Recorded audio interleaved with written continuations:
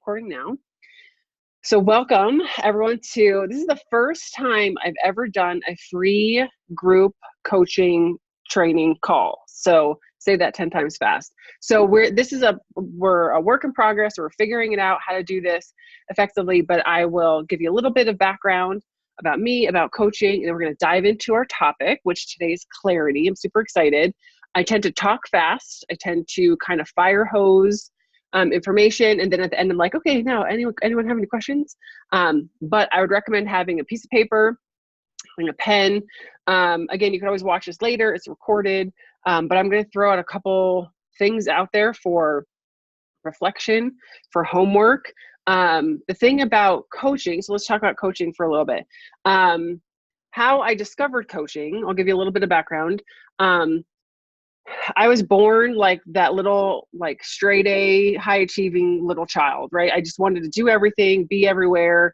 My teachers loved me. My parents loved me. I was like that go-getter. And it was really because I needed a lot of attention. And my parents, God love them, couldn't give me all that attention. So I got it at school.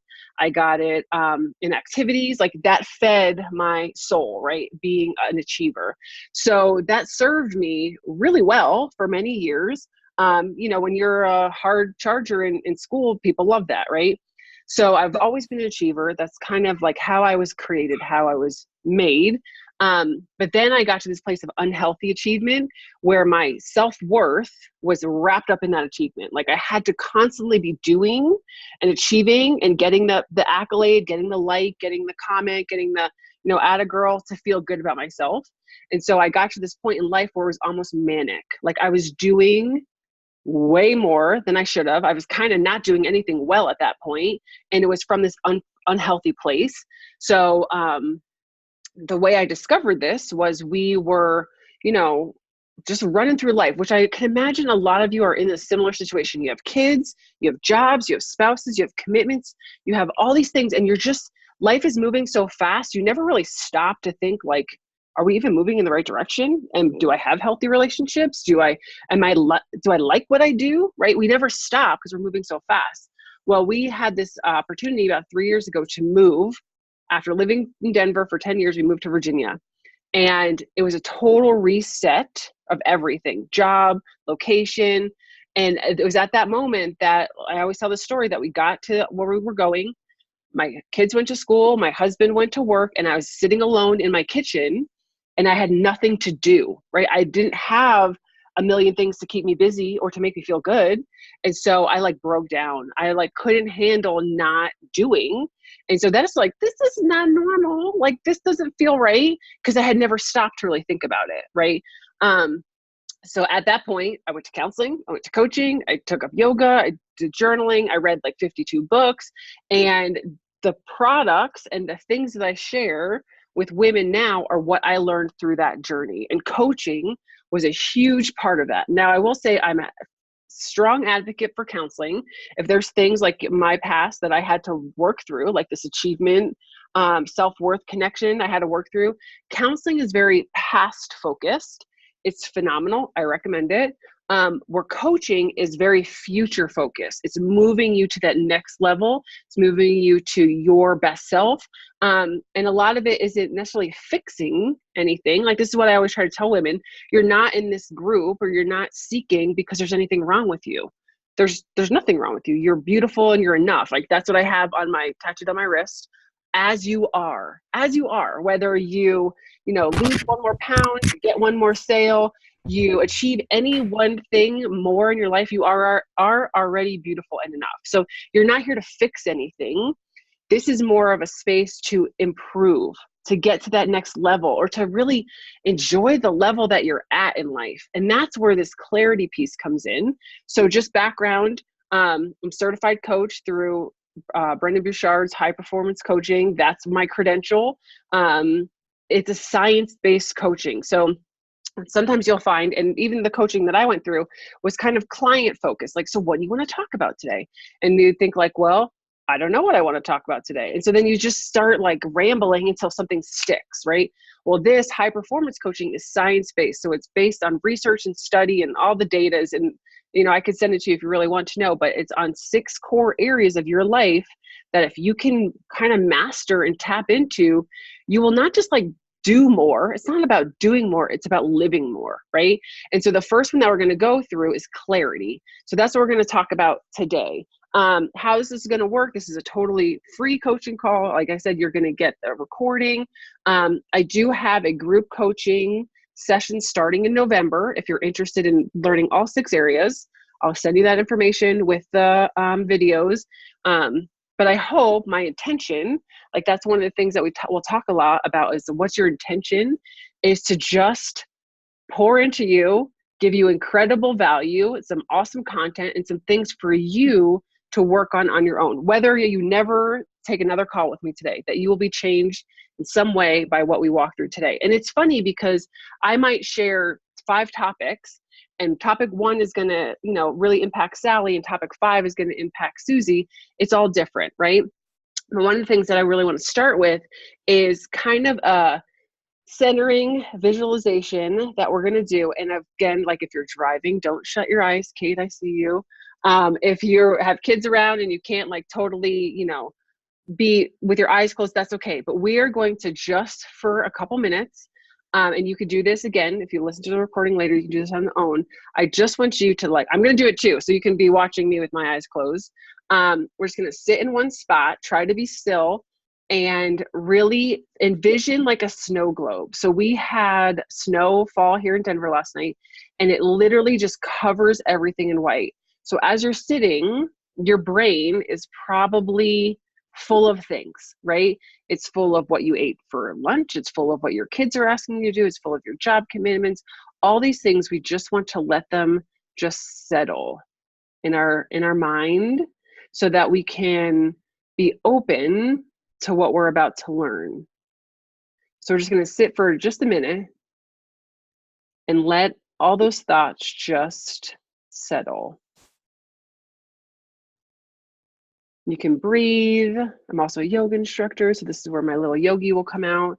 You could breathe in and out very calmly, whatever feels right to you. There's so many times that we never even stop to be still. And sometimes that quiet can be uncomfortable because we don't hear it very often. But when we're going through these things, you have to get uncomfortable with that uncomfortable quiet.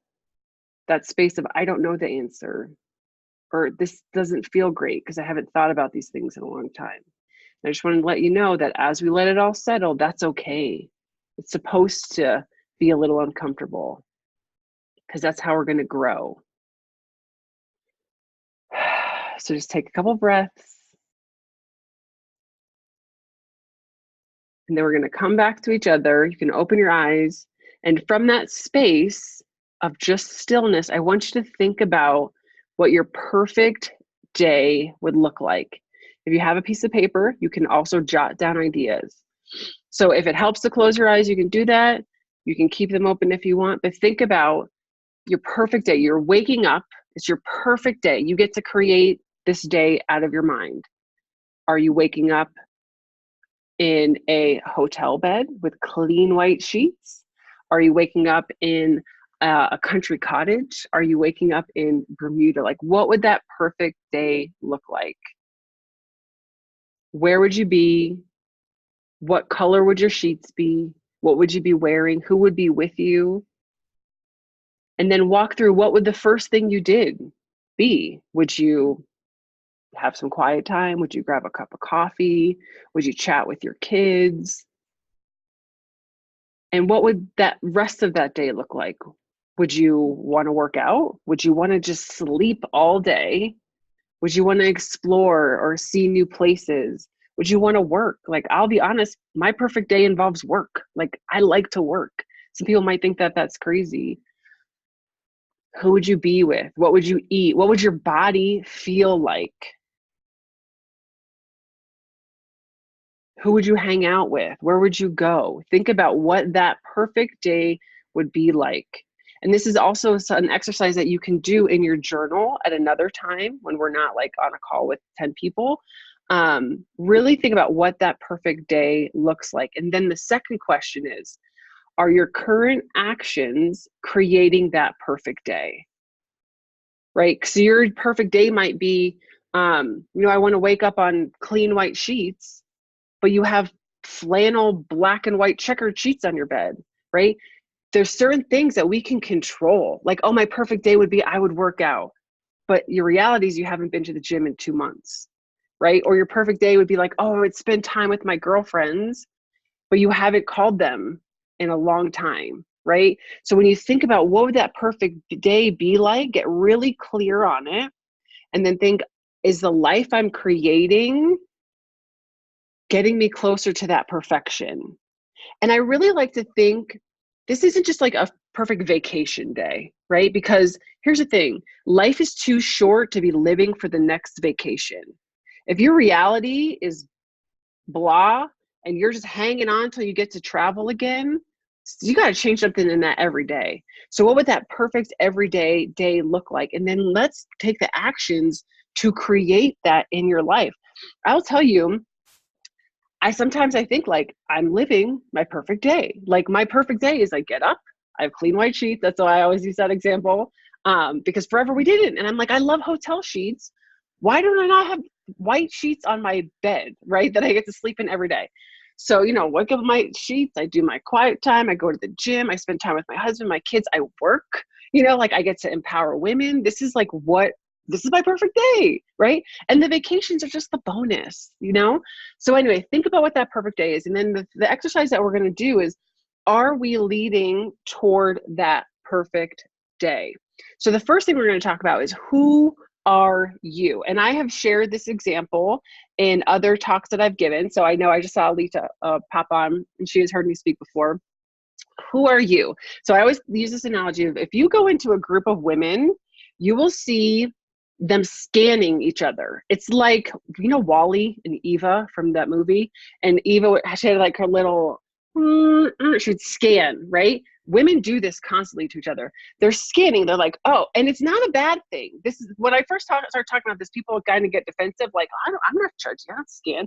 You do. This is what you do. You're like, I really like her hair. Wow, those are cute earrings. I wonder where she got those jeans. Those shoes look comfortable. Like we are observers of so many things, right? We can see, we're scanning all the people around us, but so often we don't like scan ourselves. Like, who am I? Like if Eva from Wally came and like scanned you, who are you on the inside? The first thing we're going to talk about is, who are you for real right now? For real. Not who you would like to be. We're going to get to that. But here's where that like uncomfortable spot might be. Sometimes we don't want to admit that we're short-tempered. Sometimes we don't want to admit that we're overwhelmed. Sometimes we don't want to admit that we're kind of cranky to our spouse sometimes. Like, who are you for real? Not who is your ideal person. Because the thing is, when we're interacting people, they see who you are, not who you intend to be. So I can say like, oh, I intend to be such a patient mom. And then as soon as my kids come home, I'm already annoyed. Like, the reality doesn't meet the intention. So really, if you had to, from an outside perspective, say, who are you? Now, there's also good things. I always bring up the negative first, because sometimes that's the one we don't want to talk about. Are you super friendly? Like, do you talk to everyone at the grocery store? Are you really encouraging, where you're constantly like patting other ladies on the back? Are you fun? Like, that's a quality I would love to have more of. Like, some people are just gregarious and fun and animated. Like, who are you at your core, right? The real you right now as you are. Then that next layer is, who do you want to be in the future? So here's, I'm going to share this later also, but I pulled out this journal by accident yesterday. If you follow me on Instagram, I talked about this. I pulled out this journal. It's an old one from 2 years ago. And I had this list in here of I ams. So I'm a big advocate for mantras like, I am strong, I'm beautiful, I am empowered. And I have this list in here of like things that I am, right? One of the ones that I often will use is, I'm an athlete. Guess what? I'm not really an athlete. Like, no one's paying me to like play sports, but I have that identity that I'm an athlete. So when I go to the gym, I act as if I'm an athlete. Like I'm not, sporting all matching clothes in a duffel with my name on it, but I'm going to perform like I'm an athlete. I'm going to work out like an athlete would work out. So when you can have these statements of who do you want to be in the future? Like, I'm a loving mom. I am a passionate wife. I'm a successful businesswoman, right? So who you are, who you want to be. And then the third layer of that is act as if you were already that person. So this is, if you're taking notes, I would put this big on your paper, as if, act as if you were already that person. So here's the thing for like people who are trying to get in shape, right? They're constantly telling themselves, well, I can't lose weight. I've never been able to lose weight. I'm big boned. It's hereditary. If they're saying those things in their brain, even if their scale goes down, they're still acting as if they're overweight with their words, with their energy, with their mantras. Whereas if the flip side of it is, have you ever seen people in the gym who are killing it because they're acting as if they've already lost the 100 pounds, right? We need to act as if we've already been there. So here's this perfect example. If you own a business and you walk in somewhere and like, oh, what do you do? You're like, well, I kind of like, no. Or you walk in like, I am a business owner. You act as if you're a CEO of a company. You have a different energy. And anyway, you follow your actions follow your thoughts. So you want to start acting as if you were already the person that you want to be. So I know I'm like totally, a lot of time on this one section, but who are you? Who do you want to be? And start acting as if you are already that person in your habits, in your mantras, in your verbiage. Yeah, that's your first lesson. Who are you? Who do you want to be? And start acting as if you are already the person. Okay. The second thing is, what do you value? So when we're trying to gain clarity, the big umbrella that we're talking about is clarity. So we're talking about getting clear on who I am, right? Then the second thing is getting clear on your day. Okay. So who are you? What do you value in your day is going to be reflected by your calendar. So if you value fitness, you got fitness on your calendar. If you value work, you have work on your calendar. If you value entertainment, you have 5 hours of Netflix on your calendar. But one of the things is we need to really evaluate that our days are aligned with what we value. So there's an exercise where you can think of all the different values in the world. There's curiosity, generosity, family, fitness, all these values that we have. What are your top 5 things that you value? And this is what I would caveat. It doesn't have to be family, faith, community. Like sometimes we have these like defaults. Like I would say, I love my family. I love them. I would like do anything for them. They're not in my top 5 values. 1, because it's kind of like a given, right? But 2, it's like the things that I value, I want to be honest with. So one of the things in my top 5 values is hard work. And here's reality. Sometimes I would rather work than play Legos, even though I love my children, right? So when you can really get clear on what you value, you can make sure that your day is aligning with that. Because when it's not, that's where you feel tension. So you might really value community, right? That's a big one. Some people like to give back. They love to be around people. And if there's nothing in your calendar that feeds that, you're going to feel dissatisfied, right? Or you might really value fitness, but you like, again, you haven't been to the gym. And so you feel incongruent. So what we want to do is, I know you probably have heard of the Marie Kondo method, where she goes through and she says, pull out all your stuff. And she says, does this bring me joy? Yes, keep it. No, chuck it. You can also do this for your days, right? So on your calendar, thinking, does coaching Little League bring me joy? No. And my kid doesn't actually even like it. So chuck it, remove the optional. So one of my little taglines that I'll say, looking at your calendar, what do you value? Is your day reflecting what you value? And really removing the things that don't, because we want to get super clear on how we're spending our days. One of the reasons that we feel so overwhelmed is that we're doing all the stuff that we don't value. Maybe we're doing it out of obligation. Maybe we're doing it because it's our job and we need a paycheck. But there's certain things that you can remove when you kind of like that snow globe, when you can take out all that craziness and let the things settle for what really matters, you have more clarity. So who are you? What do you value? And how's that affecting your days? And the third thing is, how do you want to feel? So this is somewhat about your relationships. So one of the exercises, let me take a sip of tea real quick, that I've heard in, sorry, now I have a hair in my mouth. Gross. Okay.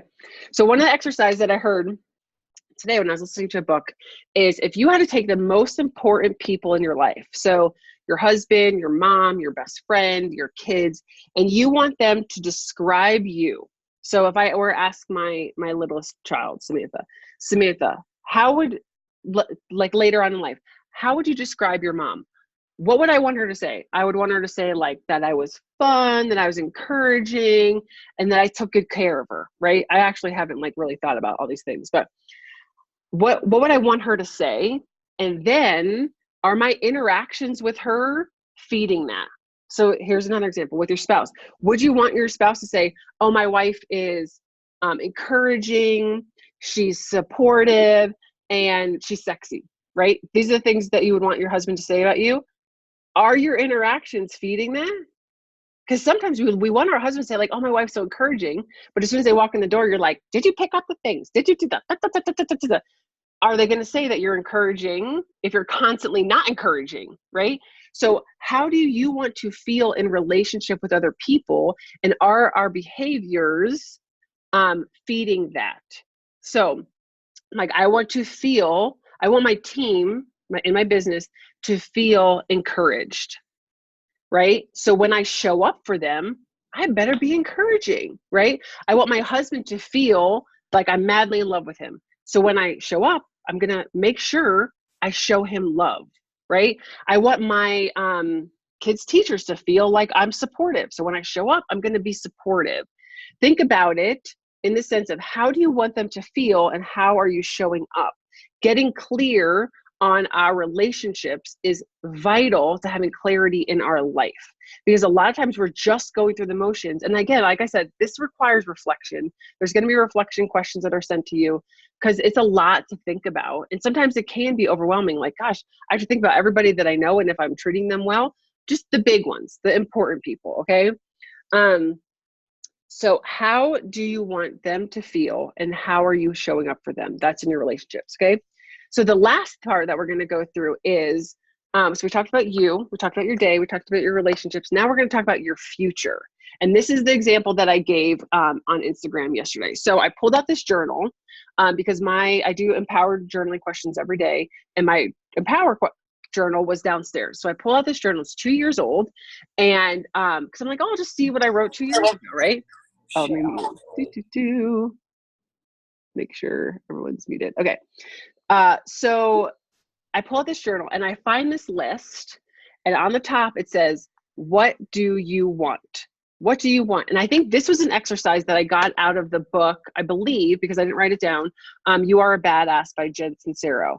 And it was just literally putting down on paper, what do you want? And I put things like, well, I want to have a passionate marriage. I want to be a lean and fit athlete. I want to have long hair. Like, these are weird little things and big things. 2 years ago, I had pretty short hair.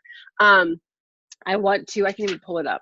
I want to have a team of 100 women. I want to be inspirational and inspiring. Like, if you had to say, what do you want out of your life? And I went all the way to the future. I was like, I don't know. I won't tell you all of them because some of them are kind of big and scary. Here's one. I want to speak at a women's conference. Like, that is a big, scary, hairy, audacious goal that I have someday in my life. It's on this list. So it's not just right now, it's future focus too. But if you could write down everything that you want out of your life, like, what do I want? And I use this example from The Notebook with Noah and Allie, the characters out of the movie, and he's yelling at her like, what do you want? Stop worrying about what everyone else wants. What do you want? If you had to put down what you want on paper, what would you write? And don't play small. Put the small things. Like, I really want my daughter to love my hugs. I really want a new convertible. Like, you can go small detail, but also don't play small. Sometimes we're afraid to dream because we feel like it makes us seem ungrateful for what we have. I will tell you, I'm the most grateful woman alive. I love my family. I love my husband. I love my job. I love myself, right? I am entirely, extremely grateful for what I have, but that doesn't mean you shouldn't want more, right? And it's not out of greed. Sometimes it's out of impact. Sometimes it's out of like, you were created to do certain things and make certain impacts. And if you play small, who's going to do that? You were created to do that. So this is the last exercise I really want you to do, is get specific, get clear on what you want, okay? Get specific on what you want on paper. And I would say review it. If you have a weekly check-in, if you have a weekly calendar that you do on Sundays, look at what you want, because what happens is when you can get laser focused on what you want, it changes your behavior and it helps you say yes to the things that matter and no to the things that don't. So here's an example. If I really want to grow my business, right? When somebody says, hey, would you like to volunteer for the next 86 weeks at the preschool? I'll be like, no, actually I don't, because that does not feed into what I want.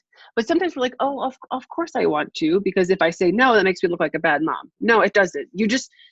I'm focused. I'm clear on what I want. And so that lets you weed out the things that you don't want. When you know what you want, you also know what you don't want. And our children and toddlers are fantastic examples of this. When they don't want it, they don't want it. And they're going to tell you that they don't want it because they're clear that they want ice cream for dinner and they don't want chicken nuggets, right? That's how intense we need to be on our goals, on who we want to be, on how we want to show up, on who we want to impact in our lives. That clear, like ice cream for dinner clear, okay? So those are my big 4 topics. Who are you? What do you value? How do you want to feel in your relationships? And what do you want? So with that, if anyone, I always have like fire hose. We have about 8 minutes. If there's any questions, comments. Oh, let me share a little bit about the group coaching. So this is kind of the similar setup as the group coaching. The topics for the group coaching are, I think, courage, energy, productivity, clarity. I don't have my list in front of me, but there's about 6 different topics. The videos, the sessions are going to be Saturday morning. I'll send you all the details if you want more information on that. But the nice thing about when you're getting in group coaching with other women is then you have a community. So when somebody asks the question like, hey, what about this? Sometimes you're thinking it and aren't brave enough to say it out loud, or you're not thinking, you're like, wow, I never thought of that. So similar situation, but more interaction and longer, probably about an hour a session. And again, you can watch them afterwards. Any questions? You can unmute yourself, or you can type it in the chat box. And I'm just going to sit here awkwardly for a minute, because I find that eventually somebody has a question, but if I don't stop talking, no one else ever will. Amy knows. She knows how this goes. So I have a question for you, and this is something that you can either spout out, put in the chat, or even just think. What is the area of your life that you feel the most clear in, right? So sometimes we're like, man, and this is one of the examples I use, when you feel like you're killing in one area and you're sucking in another. Like, man, you say like, I am killing it in my parenting. My kids know all their ABCs, they're eating organic chicken nuggets every day. I'm killing it, but I haven't had an organic vegetable in 3 years since they were born. Right? So what area of your life are you so confident that you are crystal clear on the right path? Sometimes those are good reflections too, because it gives us that the win and the confirmation that we can have clarity in certain areas that can help us get clear in other areas. So one, what's the area in your life that you feel like you're just super clear on? And then maybe the flip side of that is, what is the area that feels the most uncertain? And reflect on that as well. If anyone wants to share, one thing that we'll do in the group coaching is we can do pre-questions. And so sometimes I know in this situation, you're like, well, I don't know, I can't think of anything. I have all this information in my brain, and now, I can't think of anything right now. But in the group coaching, you have the option to put questions in beforehand. So if you don't want to chat live, or you you don't want to do it anonymously, that's cool too. So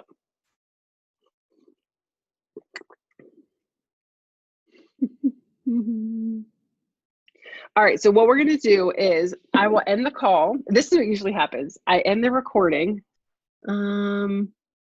Okay, Ginger, thanks Ginger for sharing. So Ginger put in the chat box, here's her thing. She said she's doing fantastic recruiting in her business, which she is. I just saw her get some praise recently. She's killing it. But juggling organization in my home with my 5 kids is very overwhelming. So first of all, validation, you have 5 children. Your life is overwhelming just by definition, right? When you have 7 people living in one household, that is a lot. Like, so one, give yourself some grace. That's a lot. It's a lot of mouths. It's a lot of noise. It's a lot of stuff. It's a lot of laundry. And it's a lot to get organized, right? So this is the question that I would ask you. Are there habits? Because it all comes back to habits. I've been reading this fantastic book called The Power of Habit, and it talks about how 40 to 50% of what we do in a day is habit. Like, we might think, oh, I'm choosing to brush my teeth every day. You're not really. You're on autopilot when you brush your teeth. You don't even think about it. You just do it. And that's for a lot of things, right? So my thought would be, what are the habits in your business that you're doing that you can be like, oh, I'm killing it because I'm doing X, Y, and Z. That's why I feel clear, because I have a clear plan for my business. I have habits that are setting me up for success, right? And then think in this other area, which is, organization of your home or household management, what are habits that could be created that would give you that same effect, right? So sometimes it takes a little bit of thought. It takes a little bit of experimentation. But what kind of habits? And here's another thing, especially with household management. One, it's okay to ask for help, right? I know a lot of times we don't want to, or we shy away from it, or we don't because we want it done our way, right? So here's an example: laundry. My kids do their own laundry, and when they started doing their laundry, I was like, hands up, walk away. Like, I cannot have control over their laundry anymore because I'm not doing it, and that's okay. So asking those, you have 5 children. Do you know how many chores those children can do every day? Like, setting up habits so that they are taking on some of the responsibility. And again, it gets messy, it gets sticky. You got to walk through the awkwardness of creating the new routine and the pushback and the whining and the crying. But when it can become a habit, it's not so bad. It's not so bad. Yes, they don't have to do it right. They do not have to do it right, Ginger. I'm telling you, my kids cleaned my house last week because they were home on break. I cleaned it today. It's 2 totally different outcomes, right? But you have to give up the perfection of it being done the right way. Or you got to take the responsibility. You either have it perfectly done and you do it all, or you give up control and have it done okay. And guess what? Like, an okay clean house, here's to the value. Do you value the cleanliness of the house over the sanity of not having to do it all, right? Which do you value more? Because some people would say, who are like super spot on, like, I want it clean, I want it done my way. And they'll take that, and that's okay because they value that. Okay, I'm gonna look real quick. I thought I saw one more.